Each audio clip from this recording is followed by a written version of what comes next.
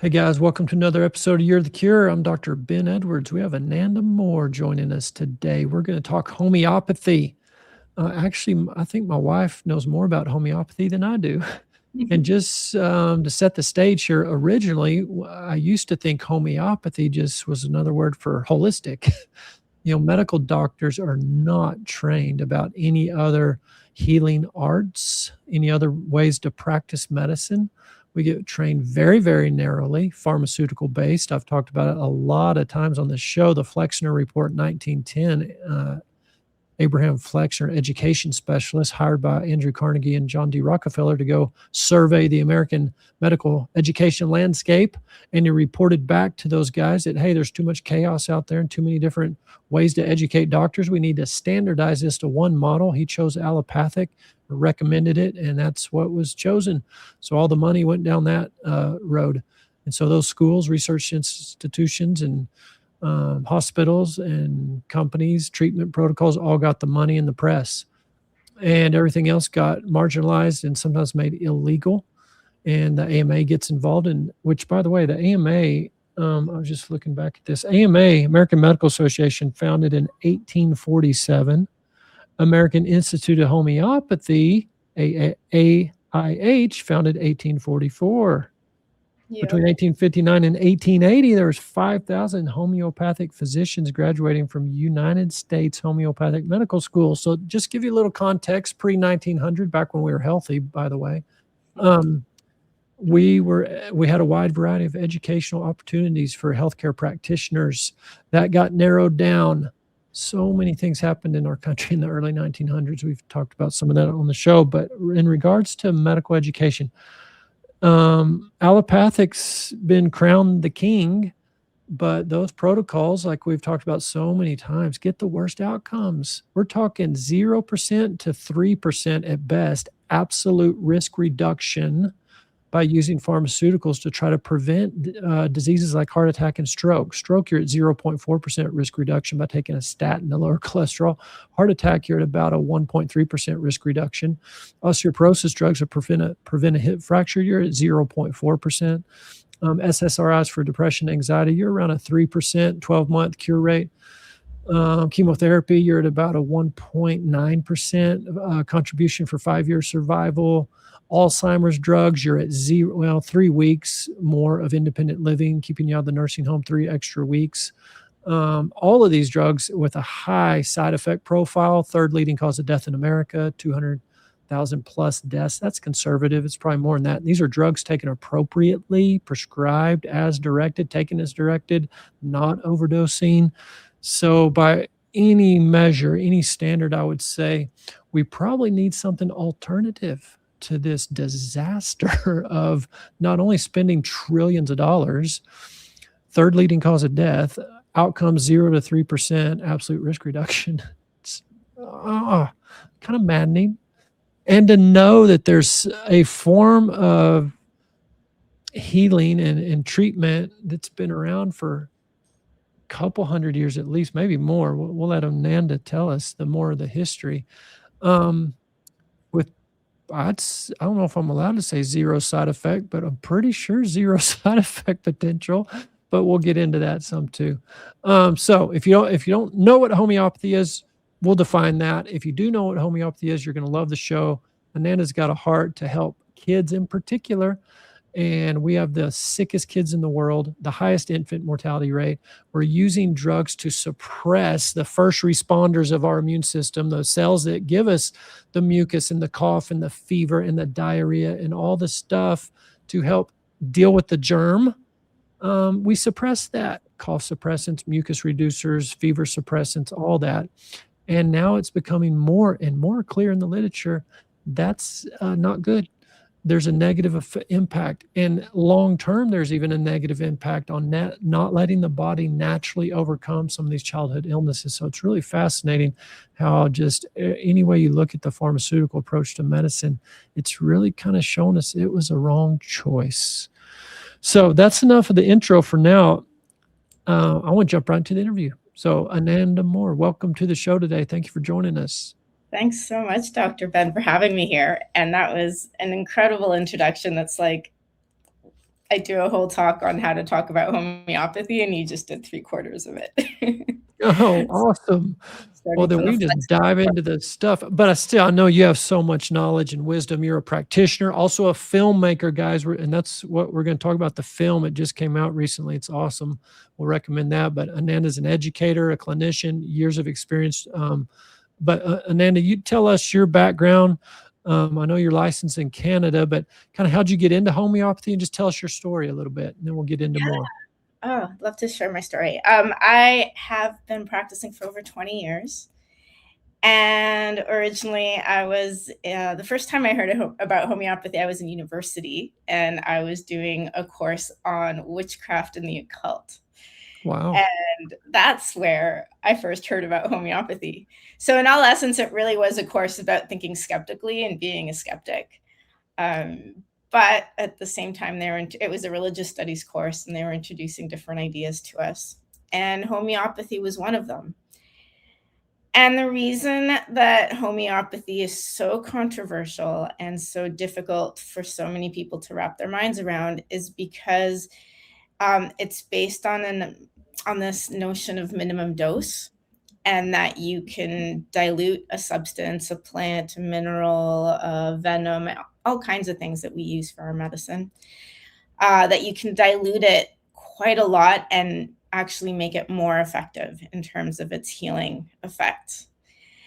And when I first heard this, I thought it was ridiculous. I thought people were gullible and stupid. And I knew it was something that I just did not believe in. And that was that. That was enough for me.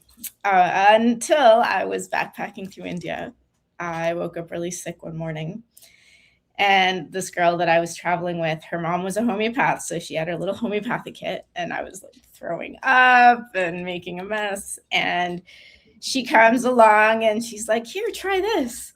And I'm Can hear like, my kids now. Mom and her homeopathy kit. yeah, yeah. And I thought, I'll take your little sugar pills. I'll show you that they don't work, and then we can move on. And I took her little sugar pills, and lo and behold, in 15 minutes, I was feeling so much better. Mm. And I was in this little kind of campground place in a town called Hampi, and there were a lot of people there who were sick that day. And when I got better so quickly, and people all around me continued to be sick for days. Mm. So I was like, okay, maybe there is something to this.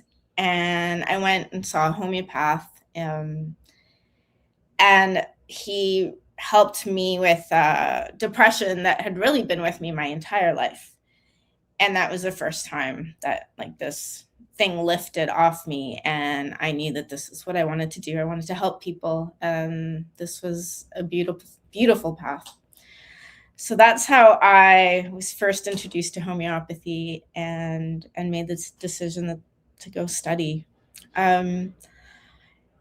And since then, homeopathy is really actually to practice at an advanced level is really hard. It's very complex. It's psychology, it's biology, it's chemistry, it's understanding the patterns of everything we see in nature. And you're always learning more. The learning never ends. And there's an art to it.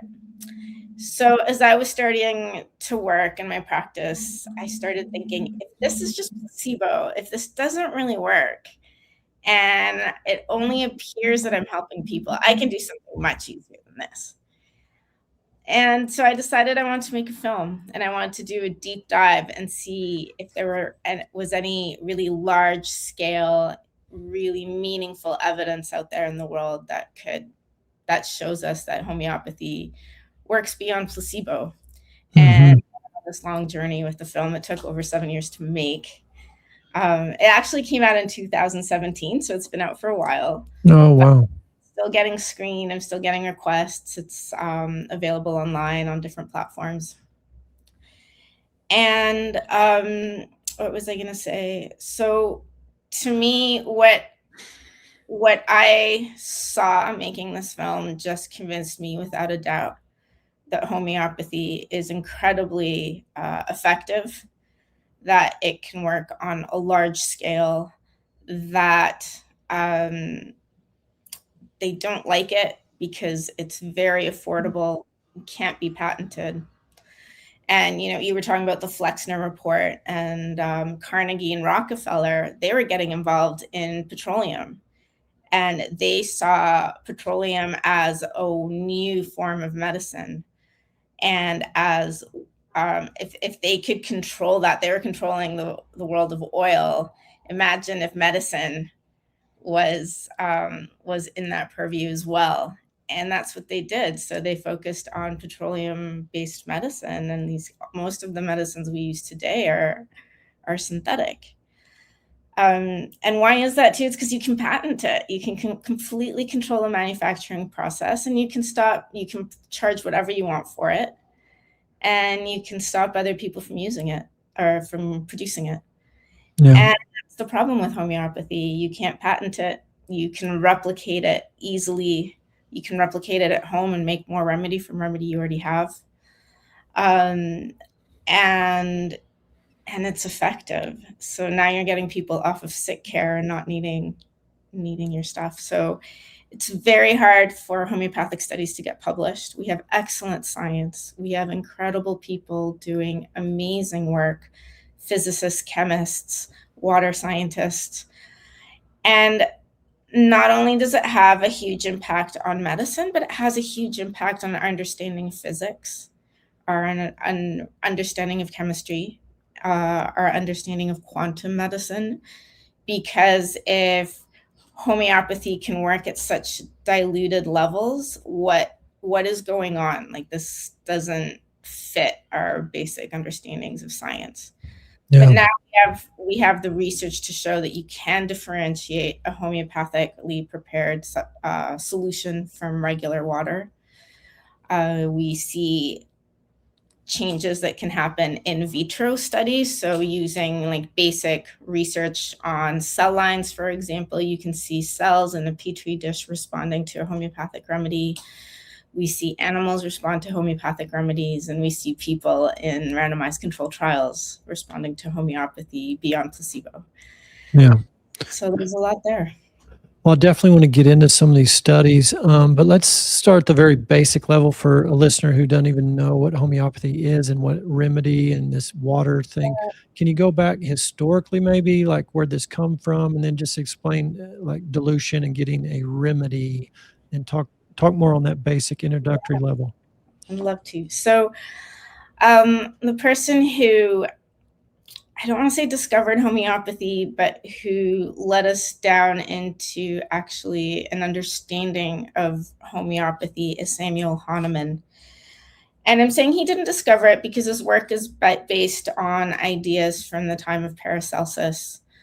You can even find similar ideas in ancient traditional herbal medicine. And the key tenet behind homeopathy is that like cures like. And I love to tell how Hahnemann came to it. He was a physician in the 1800s. And he was an allopath. He was trained in the medicine of that time, which they called heroic medicine. He was actually the man who coined the term allopathy. And he saw that he was harming people more than helping them, and he became very disillusioned. And so he stopped practicing altogether and instead started translating medical texts.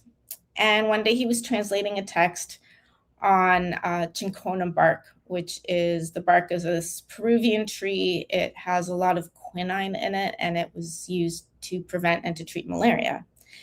And it's still an important medicine in the treatment of malaria today. But in the text he was translating, the guy, Cullen, who wrote the treatise, said, well, we think this is effective because of its astringent qualities. And Hahnemann thinks to himself, well, there's lots of stuff out there that's astringent and it doesn't cure malaria, so what's going on here? And so he decided to start taking it himself to see what would happen. And you can look up the symptoms of quinine poisoning, and it's very similar to the symptoms of malaria. Intermittent fevers, vomiting and diarrhea. And he realized that he was getting the symptoms of the disease from the medicine used to treat that disease, that illness. And that's where that idea cemented of like cures like. So an example of that is like what happens when you chop an onion. Your eyes start to tear, your nose waters. And what kind of illness looks like that? I mean, a cold, allergies. So in homeopathy, we would use the specially prepared onion potentially to treat your allergies or your cold. That's an example I love to use. The next aspect was that in Hahnemann's time, the substances they understood really well the symptom picture of were poisons. And they were also a large part of the medicine of the day. We always hear how they were treating people with mercury and with arsenic and with these really corrosive substances. So understanding those, he was able to start seeing symptom pictures in his patients, finding the equivalent poison, but he didn't want to poison his patients, so he started diluting his poisons. And being into alchemy and chemistry and all this stuff that he had been studying on his own, he came to the idea of what we call succussion, which is shaking a vial with the substance really hard. He would actually take a Bible and take his vial and succuss 100 times like this against the Bible between every dilution. So it was a process of serial succussion and serial dilution. And he found that as he was diluting further, often the healing properties of the medicine were getting stronger and stronger. And the toxicity was not an issue. And so that's why we say homeopathy is completely non-toxic. We do occasionally have side effects from homeopathy, which can be what we call proving symptoms. If you're taking the wrong remedy and repeating it too many times, you can end up with a problem. If you hit something with a remedy with an energy that's a little too strong, you can get like a healing crisis at first before you start to feel better. So you're asking if there's side effects. There can be side effects, but in all essence, it's non-toxic.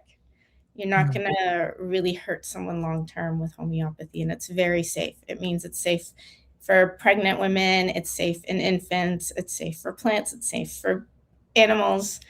It has a very wide range of use. So the word homeopathy means similar suffering, and the word allopathy means different from suffering.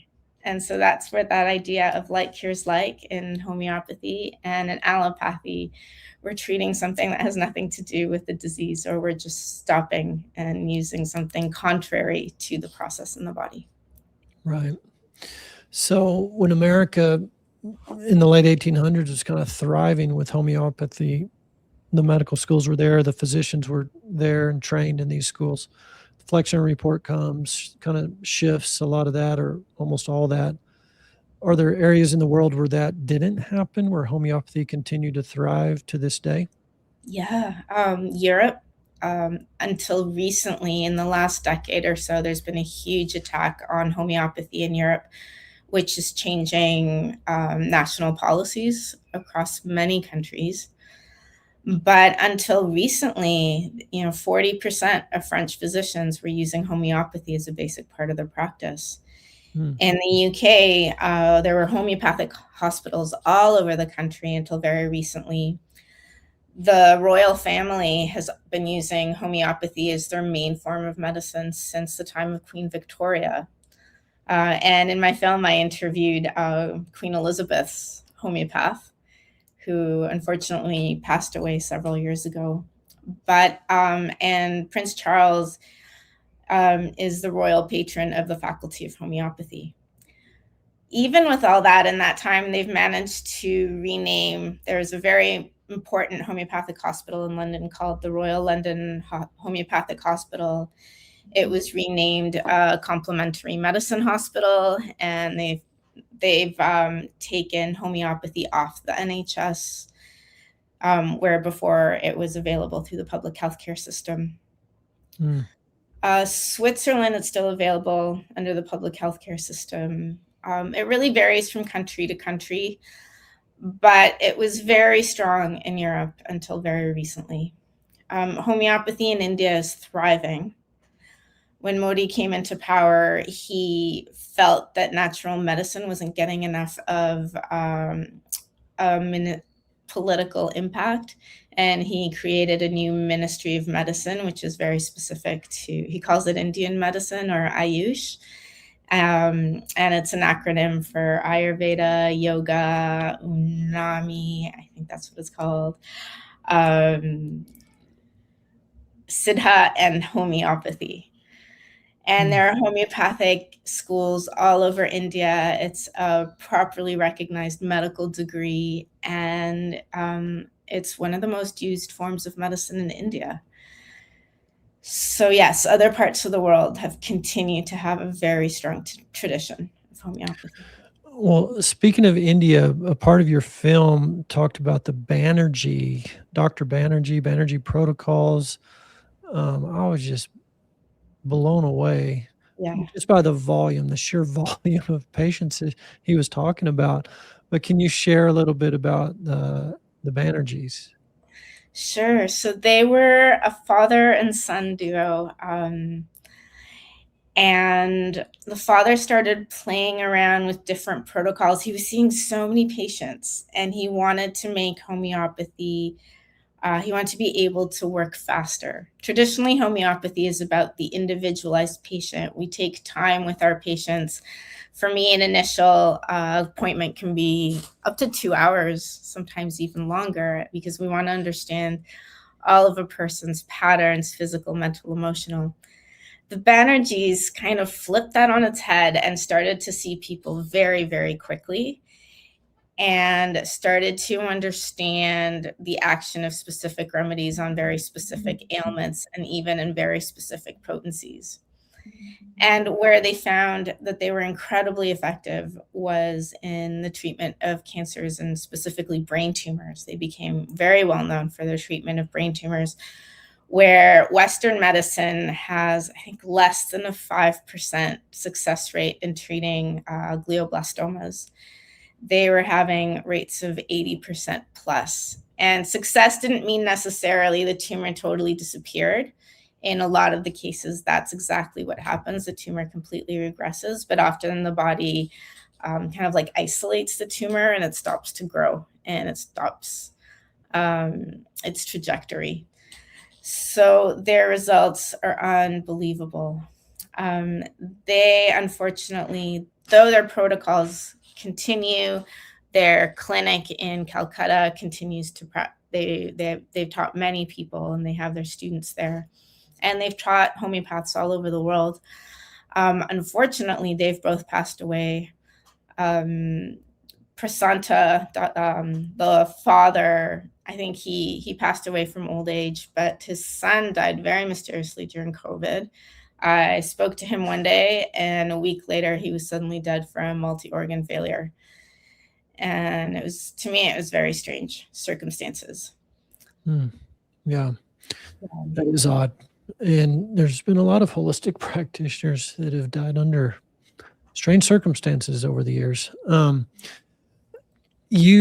think in the film, correct me if I'm wrong, but some days they were seeing upwards of like 1,200 patients a day, cancer patients, or just patients in general? Patients in general. There would be a massive lineup outside that would start the night before. Yeah. And this, like, people sleeping on the street, waiting to be seen. And you saw that all these like food stalls popped up to keep all these hungry people fed. So there's this whole economy that's risen around the clinic, and people come from all over India, from all over Asia to be seen by the doctors. And that's what they do. They camp outside until someone can see them. Wow. Yeah. It's amazing. Well, I love that part of the film, just to see another way to practice medicine, and just the sheer volume. Yes. And the level of data that they've collected from that volume of people, and that became a huge part of their project, and what they were doing was to make sure that they're collecting data in a very clean way so that they can research and they can see what's going on. Yeah. Right. And so, because the political leadership in India is more supportive, they make more headway in terms of research and just spreading this to the masses. Mm-hmm. Yeah. Yeah, India has a whole slew of research journals dedicated to homeopathy. They have research facilities. They have hospitals doing incredible work. But it's very hard to get that work published outside of India. Yeah. Another part of the film, you talked about some practitioners in Cuba, and in particular, some outbreaks, like when hurricanes come and the power's knocked out and there's lots of water and feces and contaminants, and you can get outbreaks of certain infections, and they just couldn't get a certain remedies, so there are homeopathic remedies available. And in this one particular outbreak in this area where they use the homeopathy, the infection rate was so much lower. But so could you share a little bit of that story? Yeah. So there's a disease called leptospirosis, and most of us in the West or in the North aren't familiar with this disease, though vets are, because they actually vaccinate all dogs and cats against this bacteria. But it's a huge problem in tropical countries, and it's spread through water. It's hard to diagnose. It looks a lot like dengue, kind of like vague, non-specific symptom picture. And it turns out that Cuba, the Finley Institute, which is a pharmaceutical company in Cuba, is the only company in the world that makes a human vaccine for leptospirosis. But Cuba being Cuba, they were very open to natural medicine. The Finley Institute has been studying all kinds of natural medicine for decades, and they weren't closed to it. And in 2007, I believe, they were starting to see rates of leptospirosis starting to come up. And then suddenly, the east coast of Cuba got hit by a terrible hurricane, one of the worst hurricanes they'd ever seen. It was a huge disaster. People lost their homes. And leptospirosis is spread through water. So standing water, through people walking through water. You can have the slightest, like a mosquito bite on your leg or a small abrasion, and that's enough of an entry point for this spirochete to get into your blood system, into your blood. And the rates were starting to climb and climb and climb. And the problem was that they actually didn't have enough vaccine for the population that needed it. Number one. Number two, the vaccine takes months to take effect in 2 doses and needs cold transport chain. And when you don't have power, when you don't have infrastructure, it's impossible to get it out to a population. And it's not going to help the population in that moment. A vaccine needs to be used ahead of time, ahead of an emergency. So they'd had an interesting experience in Brazil where they learned about homeopathy and the use of homeopathy to support vaccine side effects and the effectiveness of vaccines in some past campaigns that they had been involved with. And they thought, well, let's do this. Let's go in there. Let's make a homeopathic remedy and let's see if we can help people. And the whole country, like the armed forces, the National Health Ministry, and the Finley Institute, they got together. They isolated the strains of leptospirosis of that breakout, and they made a homeopathic remedy from the leptospirosis, and they got it to over 2 million people in that region very quickly. And the rates of leptospirosis crashed. It almost disappeared. What made it especially interesting, though, is that the following year was the worst year on record for hurricanes in all of Cuba, and the entire country got hit by 3 different hurricanes. This led to them having a control group, which was the rest of Cuba, and then the intervened region that got the homeopathic remedy. And what they were able to see was that after 2008, with all these hurricanes, the part of Cuba that had no homeopathic intervention, the rates of leptospirosis were up like 20%. And in the intervened area, the rates of leptospirosis were down over 80% of historical record. Wow. So it was really meaningful. And when they tried to publish their results, every medical journal turned them down, and they couldn't understand why. There were zero scientific explanation. Like, I don't know if it was the Lancet or British Medical Journal, but one of the journals requested that they have every single person who took the remedy sign a waiver. They'd never been asked anything like this before. And when they applied, when they started putting this research out, they actually have a vaccine journal, and it lost its PubMed indexing, because how dare the Finley Institute be playing with homeopathy and trying to push other narratives out there. Wow. Yeah, I can believe it, unfortunately. Well, if there were some skeptical physicians out there listening, or just people in general, are there some other or any and newer? I mean, that was 2007, 2008, but where else would you point people? Obviously, your film for sure. But are there other studies, other meta-analysis, or other proof that you like to point people to that are really trying to dig into this? Yeah, well, there's an organization called the Homeopathic Research Institute, and they're based out of the UK. They have an incredible database of research that you can access straight from their website. I think they have 3 different databases. There's basic research, and then there's human trials as well. But what's really interesting, I think it was 2023, 2024, a meta-analysis came out of meta-analyses, which was really great. And a systemic review of meta-analyses came out.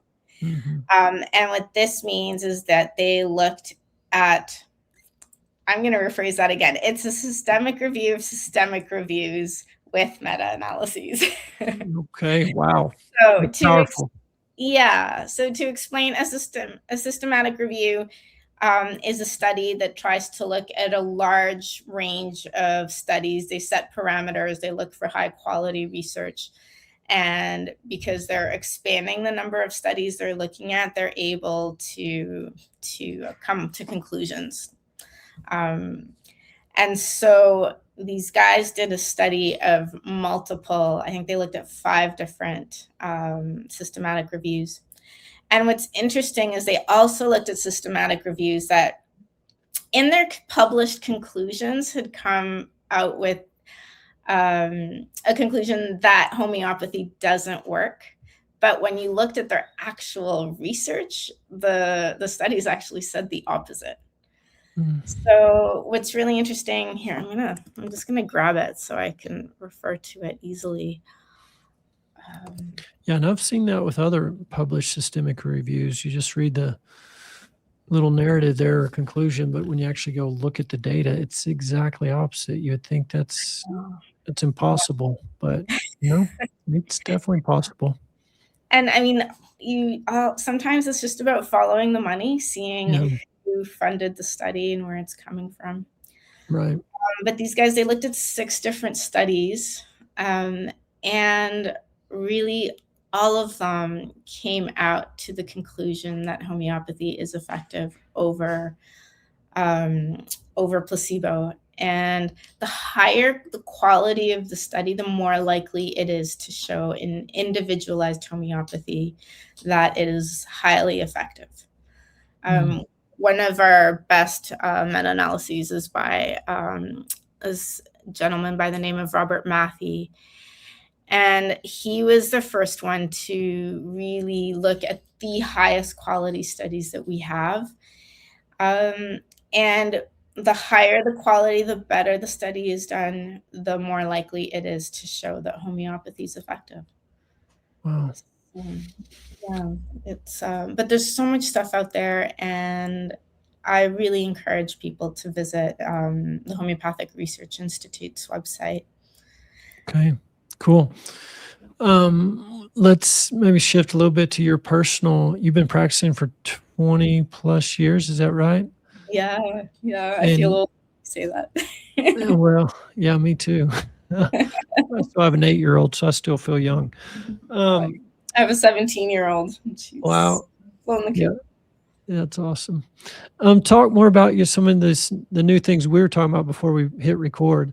Some online courses are coming in the future, near future. In pediatrics in particular, your passion for kids, I told you before we hit record, there's a lot of mamas in this community in West Texas who have taken some interest in homeopathy and have learned on their own self-study. Some group study is going on. So just talk about that a little bit and why kids in particular and pediatrics in particular. Yeah, well, I wanna touch on something that you just made me think of, which is when the Flexner Report came out, when they shut down homeopathy, when they closed down the homeopathic hospitals and, made it illegal almost to practice, what kept homeopathy alive in the United States and Canada was moms. Mm, It was them sharing information with other moms, them making remedies, study groups. And so now that we're in a time where the FDA is come out very strongly against homeopathy, same in Canada, they're doing their best to really reduce access to all forms of natural medicine.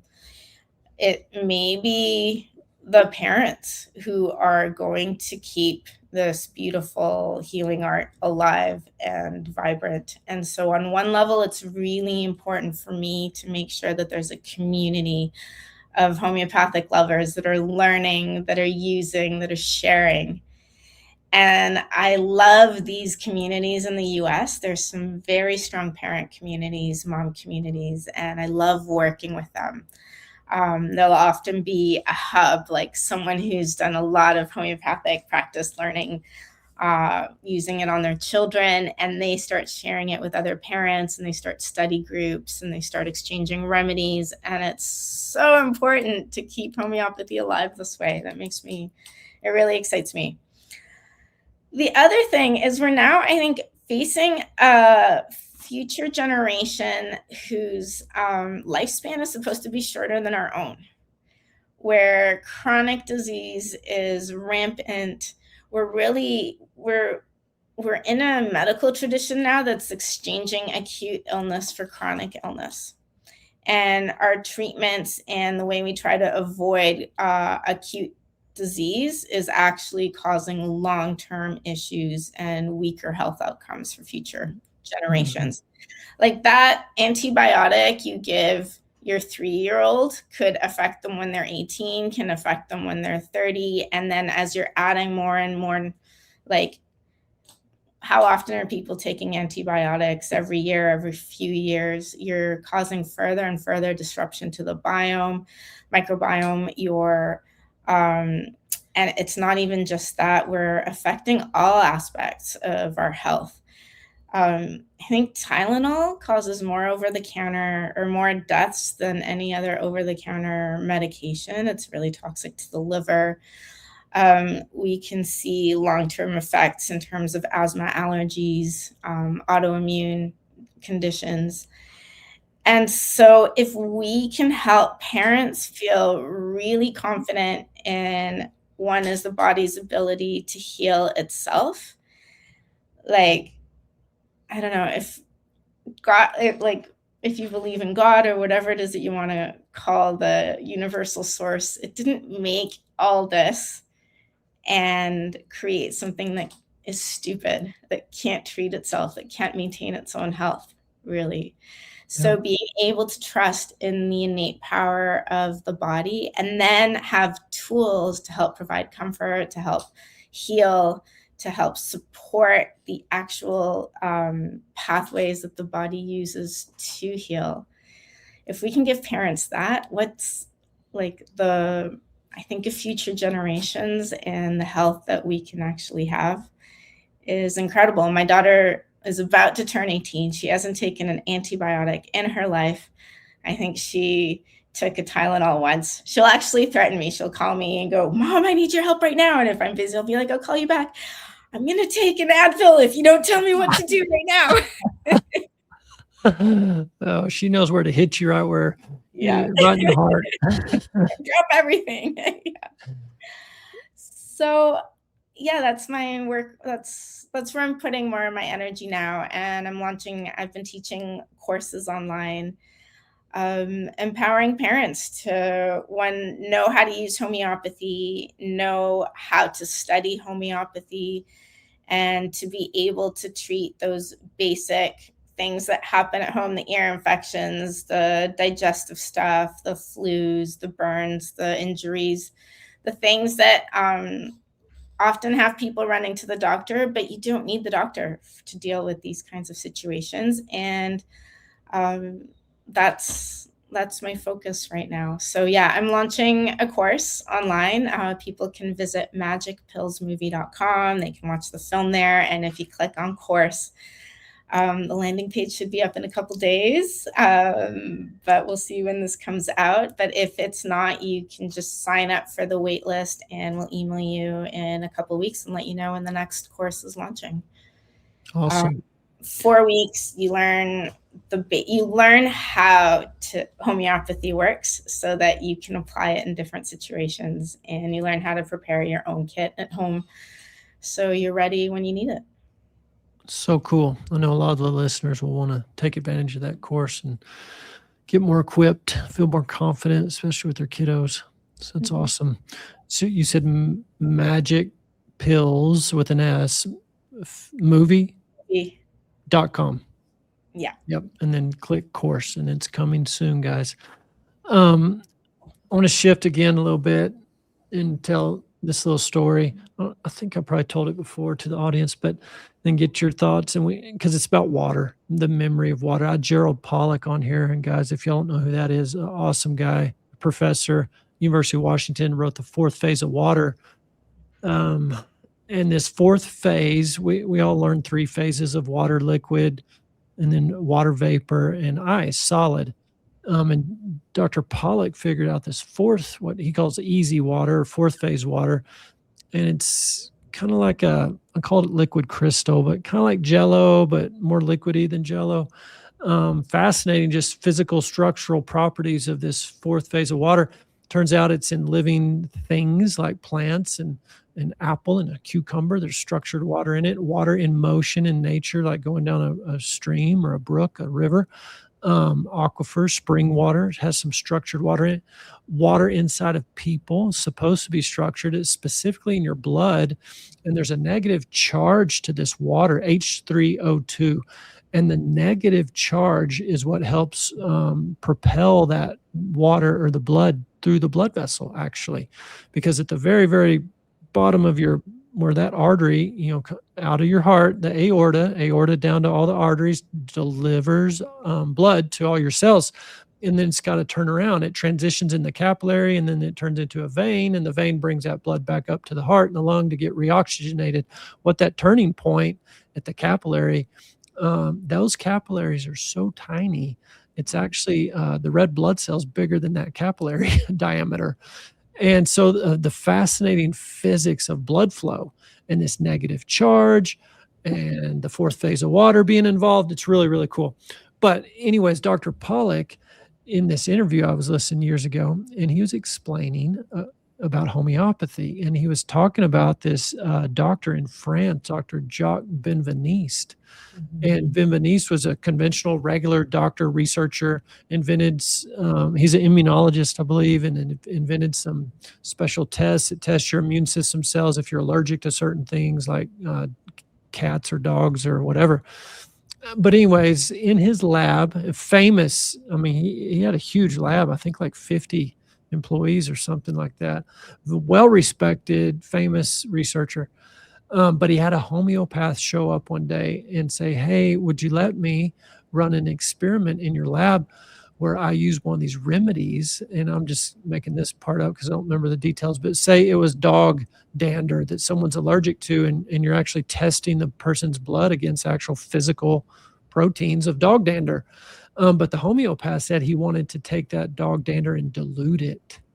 Put that dog dander, a drop of it, into pure water, a vial, and then shake it up like Ananda was talking about, and then take a drop out of that and put it into another vial of pure water and shake it up and take a drop out of that and keep doing that a lot of times to where there's no more physical dog dander in the water, and then test that. Use that as the test for the patient's blood to see if they're allergic. So he did, and it worked. This water that should have nothing in it actually tested positive on this patient's the immune system cells degranulated or released histamine. It was huge. Like Benveniste was blown away and like couldn't believe it, and made him repeat it over and over and over, and he did, and they repeated it so many times, and it was true. Submitted it to the journal Nature, and they, of course, said, "What in the world?" And they went back and forth, I think, for a while. They wouldn't publish it. Eventually they did, or eventually they sent some guys to the lab to like watch and monitor. Are y'all cheating somehow, fraud, doing fraudulent stuff here? Turned into kind of a controversial thing. And Benveniste's name kind of got dragged through the mud. He had to defend himself and his research, and he actually died young. And then that triggered Luc Montagnier, another well-respected scientist who won the Nobel Prize for discovering HIV. Montagnier wanted to step into this arena and basically prove if Benveniste was a fraud or not.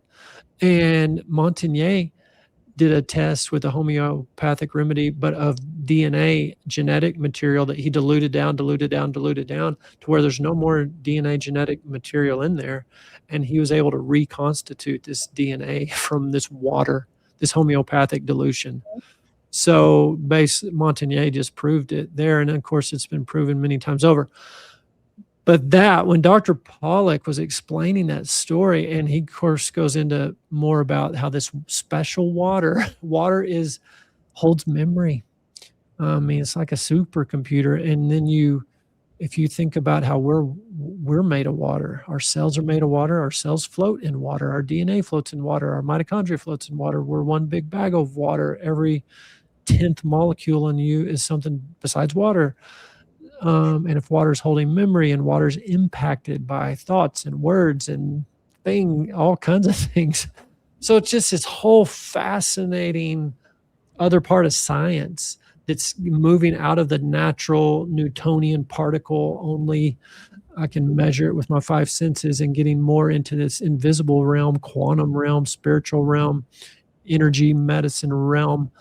This is the interplay of that. So, and it's in homeopathy's, a big part of this is based off not only light curing light, but that light being diluted down to where there's no more physical, there's just some energetic imprint information being transmitted somehow. So just fascinating. I encourage y'all to go back, find Gerald Pollack's interview, or get his book, Fourth Phase of Water. It's pretty fascinating. But Ananda, any thoughts, comments in regards to that aspect of homeopathy? Yeah. Well, Jacques Benveniste, really a hero for homeopathy. And that study was using histaminum. So he took homeopathic histamine and looked at how the mast cells in a petri dish, how they would respond to this homeopathic histamine. So as you said, super diluted. According to Avogadro's number, which is a chemistry constant, there should be not a single molecule left in that solution that's being put on these cells. But the cells had a reaction to the histamine. And that study was not only replicated in Benveniste's lab, it's been replicated in dozens of labs all over the world. And what happened, like Nature actually published the study, and then they retracted it. And they sent in, I don't know if you remember the Amazing Randy, the skeptic magician, and they did a whole television show about it. And Randy held the what's it called? Like the schema that says what's verum and what's placebo at the end, and no one in the lab knew except for Magic Randy. So when they sent him to look at the lab, that's when they supposedly exposed Benveniste as this big fraud. But really, you know, Randy had this $1 million challenge, and I know other people who've challenged him, and when he's ever been in a position where he could lose, he wouldn't take on the challenge or the opportunity. So I really truly believe like that was a massive setup for Benveniste. And that's what, his name got dragged through the mud.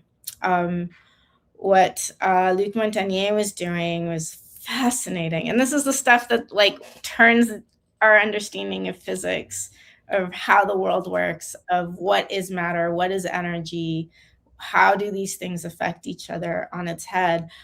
Luc Montagnier was taking HIV DNA and diluting it. And so Luc Montagnier was won the Nobel Prize for discovering the HIV virus.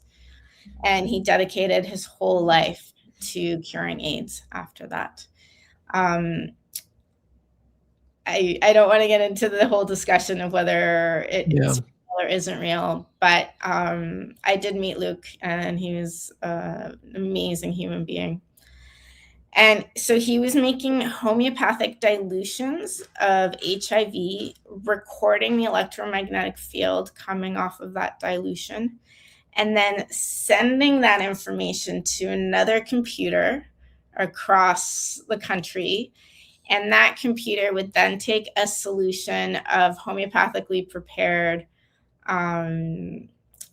HIV. So there should be nothing in this solution. It's been filtered. It's just water, but it's gone through that process of serial succussion and dilution.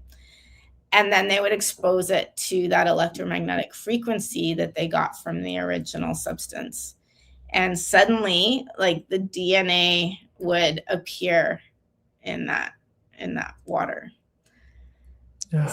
So we don't yet understand, like, this could point to the origins of life. This could point to all kinds of very interesting phenomenon that is not very, what's the word I'm looking for? It's not convenient for the scientific community.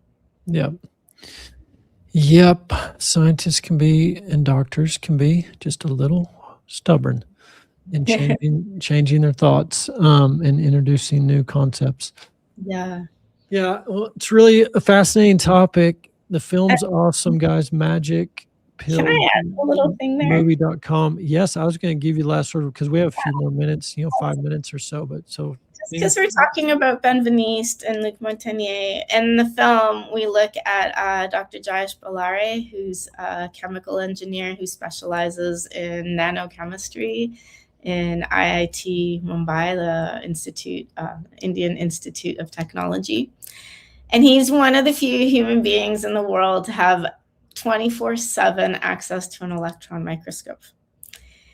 And he's not a homeopath. He'd never tried homeopathy in his life, but a friend of his said, why don't you put one of these homeopathic remedies under your microscope and let's see what we find. And they took very high potencies, like 200 C, 1M, 10M, and they started with a remedy made from gold. And they started with minerals because they could use spectroscopy at the nano level to see what it was they were looking at and to identify it.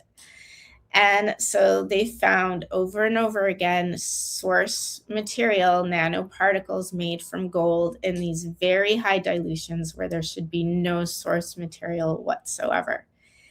And this work has also been replicated. Dr. Iris Bell out of Arizona replicated it. And I know it's been done in Canada and like at least a dozen different labs around the world. And so we know that there's something going on there and we don't understand it, but Avogadro's number doesn't stand up. There continues to be nanoparticle source material in remedies at very high potencies. So very interesting. Yeah. Really requires more research and more attention. And I'm excited to see where that goes. Fascinating. Well, where would you say for like a newbie to start kind of dabbling or to start learning? Like, what would be some next steps for someone who might be interested in learning homeopathic remedies? Well, I'm going to push my course again there, because that's exactly Yes, you what go I'm right working ahead. to do, is to help newbies or people with some basic understanding of homeopathy to really be able to start using it. It's affordable, it's non-toxic, it's not scary, it's a really easy thing to start playing with. There's some fantastic books out there. What's her name? I can't think of her name right now, but you're not going to go wrong. Like Reichenberg Ullman, they're a couple. They've written some great books on getting started. Miranda Castro has some great introductory books. And go to your local health food store, pick up 10, 15 basic remedies, and you're going to be able to get started right away. Even like AI can be a little problematic, but if you know what symptoms to plug in, the thing with homeopathy is it's not a one size fits all solution.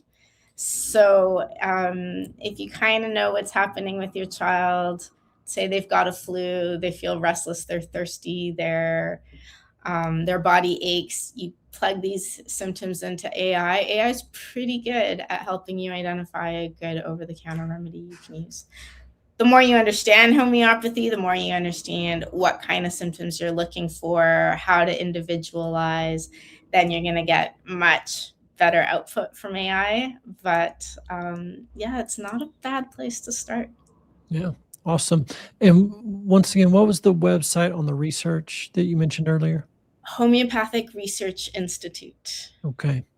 They just Google that. I think it's hri.org. I'm not 100% sure on that. So if you Google Homeopathic Research Institute, you'll find it. Okay, awesome. Okay, guys, I'm endorsing the movie. It was awesome, and I love that you went on site and interviewed and traveled the world, and just a fascinating, just from the historical even perspective of it. So I know that's a big job to create a film. So great work. That'll be something available for generations too. So y'all can check that out again, magicpillsmovie.com. That's it. And Ananda More. And y'all check out her course too. The button is on the website. And if it's not there when this podcast comes out, it will be soon, because the tech guys said so. It's been a little delayed, guys. That's a little inside there, but keep checking back. I think there's a waiting list you can sign up for on there. So check out Ananda's course. Ananda, thank you for joining us today. You're always welcome back anytime. Oh, that'd be wonderful. Thanks, Dr. Ben. This was fantastic. You're welcome. All right, everybody. Another great show. So excited to get this one out there. Spread it around to all your friends. It'll be on YouTube and all the podcast platforms, and it'll be housed on our website too. We'll see you next week. We'll be back with another great show. I'm Dr. Ben Edwards. You're the cure.